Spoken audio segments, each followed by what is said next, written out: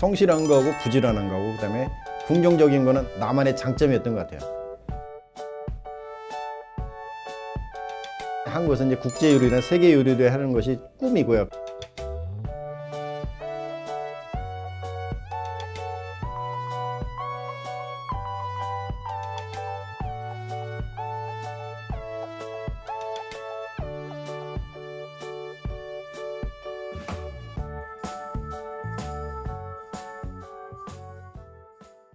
워낙 어려서부터 그 홍보각이 아니고 여경래 셰프라고 하는 분이 제가 이 직업을 시작하기 전부터 유명하셨던 분이세요. 워낙 스타 셰프였었고 굉장히 유머러스하고 후배들 챙기고 그래서 인기가 참 많은 분. 저는 그런 매력에 빠지기 시작을 했고 그 뒤에는 저도 같은 출연자가 되면서 프로그램을 같이 하기 시작했고 지금은 뭐 서로 이렇게 고민이 있으면 털어놓을 수 있을 정도로 아주 되게 제가 좋아하는 선배예요.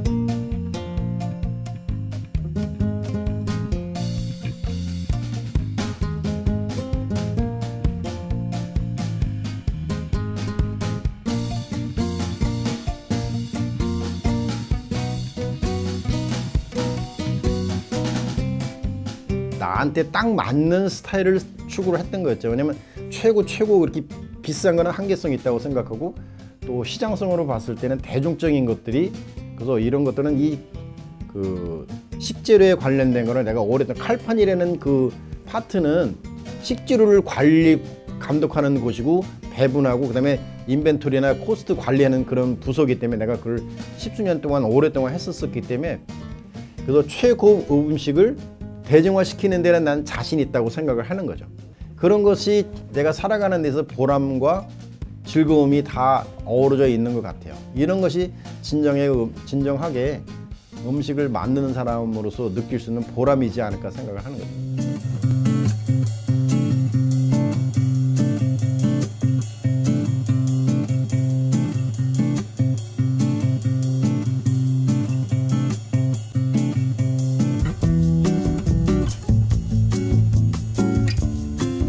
식재료들은 한번 살짝 데쳐야지 이 이물질 같은 거 제거도 될 수 있고 그다음에 이 자체 재료 자체 수분이 나와요.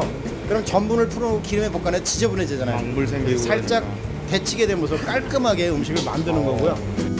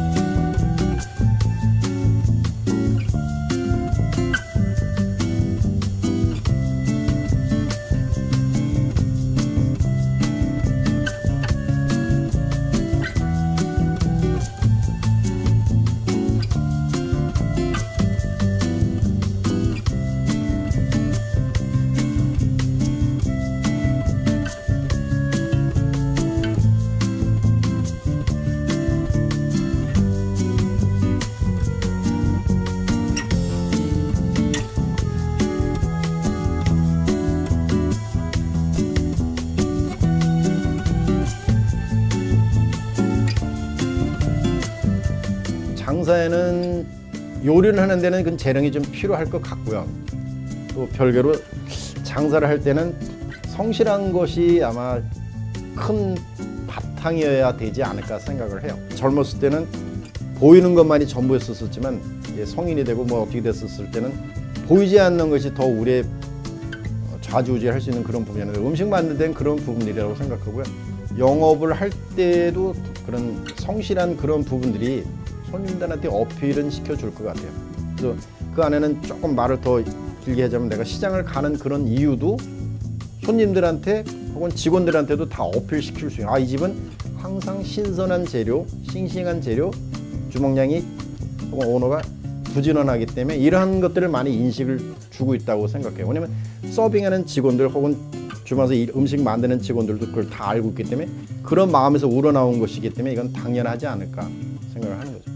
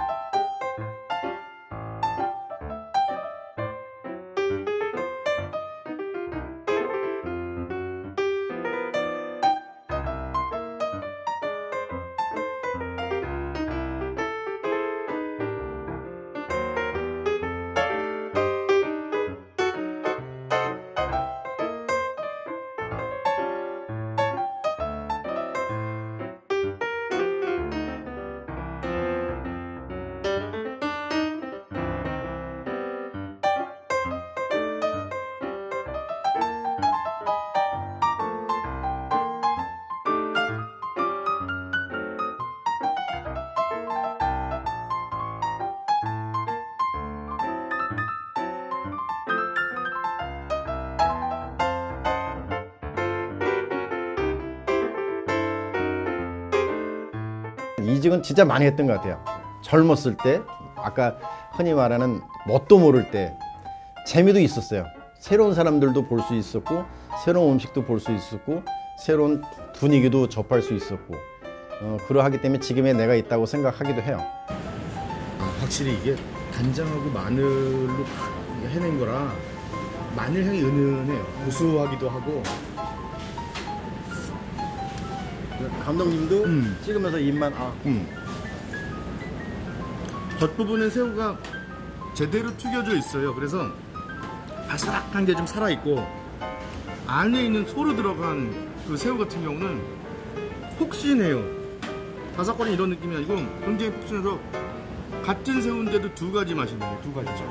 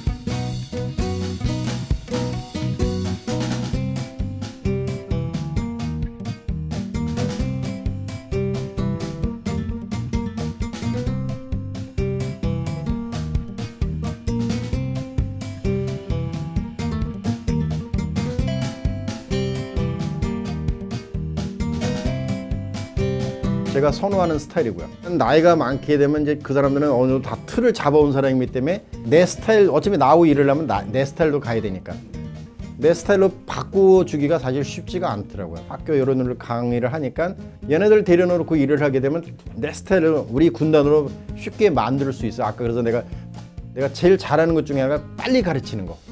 그래서 우리 주방장들이 평균적으로 30 전후해서부터 주방장을 하는 거예요.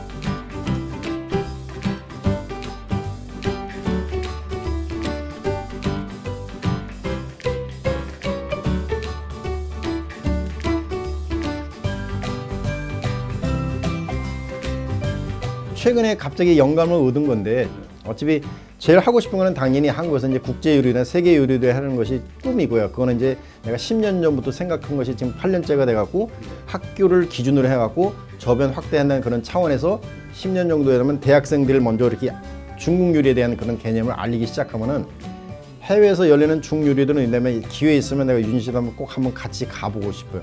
규모라든지 어마어마한 뭔가를 느낄 수 있는 여태까지 우물 안의 개구리였다는 그런 부분들을 벗어나게 해주고 싶은 그런 것도 분명히 있다고 생각하는데